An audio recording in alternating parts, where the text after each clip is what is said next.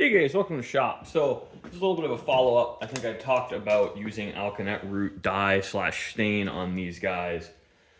Now what's really unfortunate is this simply didn't take the dye as well as the buttstock.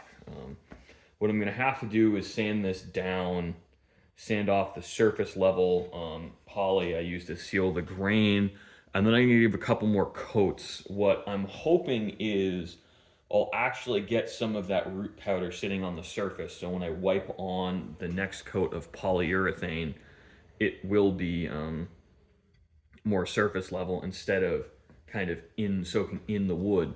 Now it's really not the end of the world. I mean, we've got actually a not horrible color match, but not a great one. Unfortunately, this guy has a lot of sapwood in it.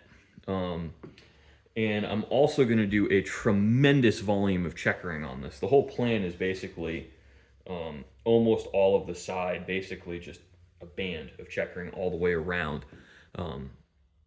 which is, in my opinion, a lot.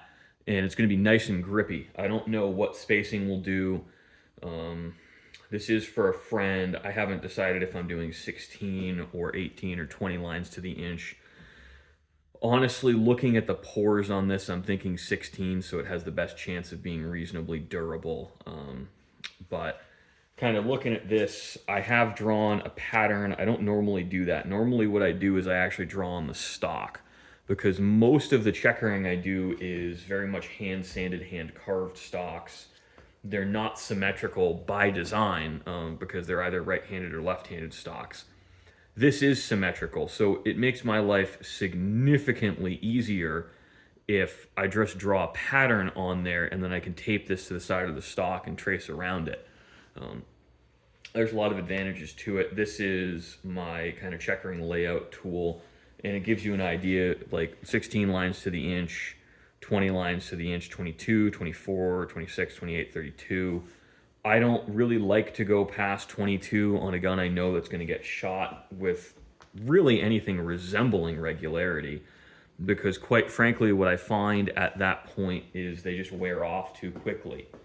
You'll see it on a lot of older guns, and customers can find that frustrating. I find it annoying, and it's something I inform people that your coarser pacing patterns really are just more durable.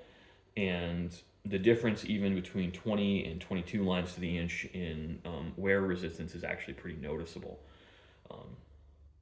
It ironically, I find actually easier to do the coarser patterns, because any errors with your line spacing, you made one line too thick, too thin, really isn't as noticeable at 20 or 22 lines to the inch as it is at 16. In some ways, 16 is harder to checker even though it's faster. Now, all that being said, I do mostly do 20. I think it's a really good all-around line spacing. But back to the stock. So these guys are just dry to the touch polyurethane. I like to do pretty thin coats on them. I scuff sand between. I don't know what I'm going to top coat this with. So I really just use cheap polyurethane to fill the grain, because I've talked about this. In the wet weather around here, I know a lot of people will use shellac and rotten stone. I find regardless of your top coat, that just does not hold up in wet weather. That works for the western hunting guys where they just don't hunt in the rain like we do.